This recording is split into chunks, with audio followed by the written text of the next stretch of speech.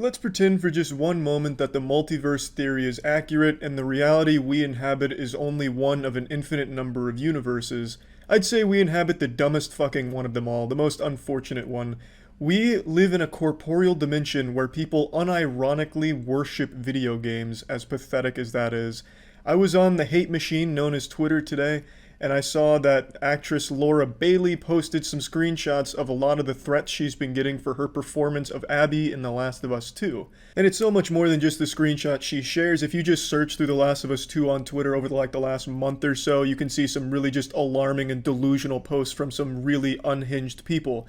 And sadly, it's not overly surprising either, because these perpetually limp-dicked, diaper-shitting fanboys have constantly shown time and time again that they can't separate reality from fiction. They have the inability to separate Abby as a character in a fictional piece of media from Laura Bailey, the real person. To them, Laura Bailey killed their favorite character with her bare hands. She jacked into the cyberspace and killed their beloved character, which ruined the gamer's life. Now, as I'm sure many of you know by now, with the moist meter I made on The Last of Us 2, I didn't care for The Last of Us 2's narrative. I found it to be significantly weaker than the first games. That being said, I can confidently say Laura Bailey's performance was absolutely remarkable with her performance of Abby. It's really just hard to imagine who would play a video game and then think that the person behind the character is also evil just because they played someone that did some bad things.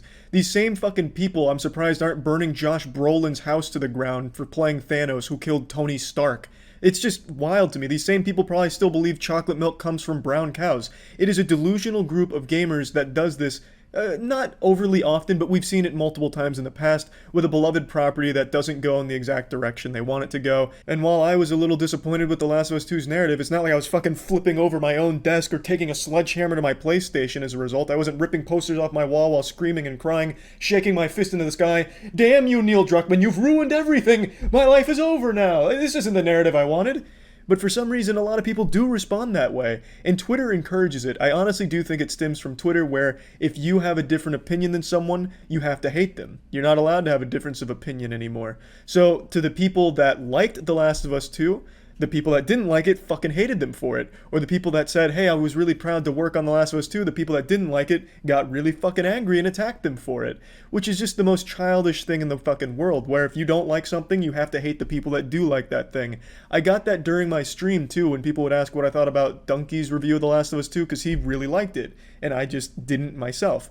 Well, Jason's entirely welcome to like the game, I just didn't. The fact that he likes it doesn't change the fact that I didn't, and vice versa. It's not like Donkey's gonna be like, well, Charlie didn't like the game, well now I guess I can't like the game.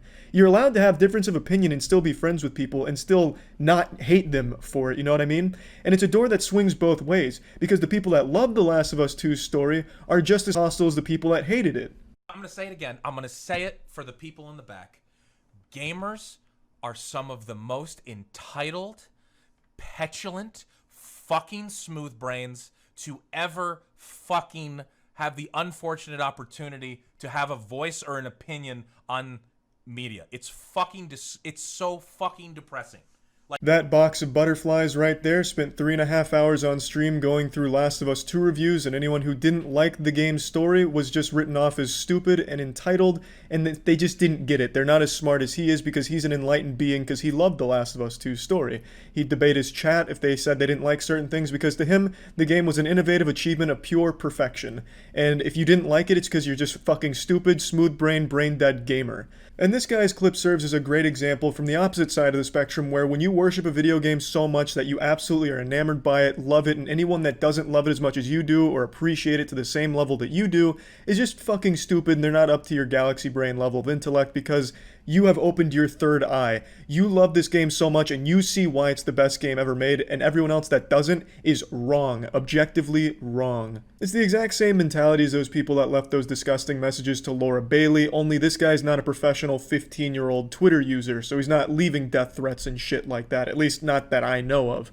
So it's the exact same frame of mind, though, where you have this unhealthy passion for something where you spend 3.5 hours making it seem like Last of Us 2 changed your entire life, and people whose lives weren't changed as a result of it were just entitled pieces of shit. It's hostility born from the exact same unhealthy obsession with the video game where people felt like their lives were ruined because The Last of Us wasn't the game they were wanting it to be. So now they're going on Twitter trying to cancel the fucking power plant that supplied Naughty Dog's office with electricity to make the game. They're just attacking anything that had any role to play in the game's creation.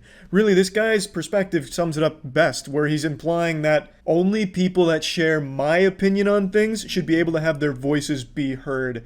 You know, I don't give a fuck what they say, why they don't like something or why they like something, because I disagree with it, which means they're wrong, and they shouldn't be allowed to say those things.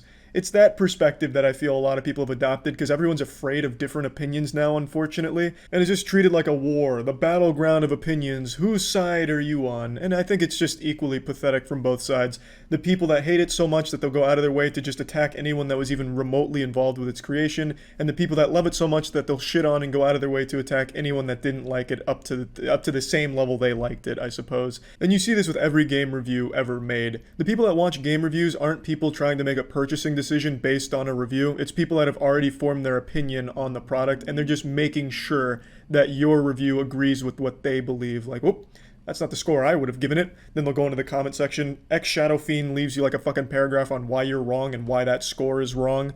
It's just the silliest shit. But yeah, anyway, in conclusion, Laura Bailey obviously didn't deserve any kind of backlash at all. Her performance was absolutely incredible. And even if it wasn't, even if the performance was absolutely just dog shit, the worst video game performance of all time, why would you still go out of your way to do some terrible shit like that anyway? It's just a fucking video game. It's not like they went into your house and started breaking your prized possessions or dumping over your grandfather's urn. It's just a video game at the end of the day. There's no reason to take it to such a high level of hostility and toxicity to just escalate it. It's just a fucking video game at the end of the day. And the video game worship continues to grow. We're seeing more shit like this because it's becoming more and more normalized to be unhealthily obsessed with things, whether it be celebrities, K-pop music, or video games, and I think it's all just pathetic, and it will always be pathetic. That's about it. See ya.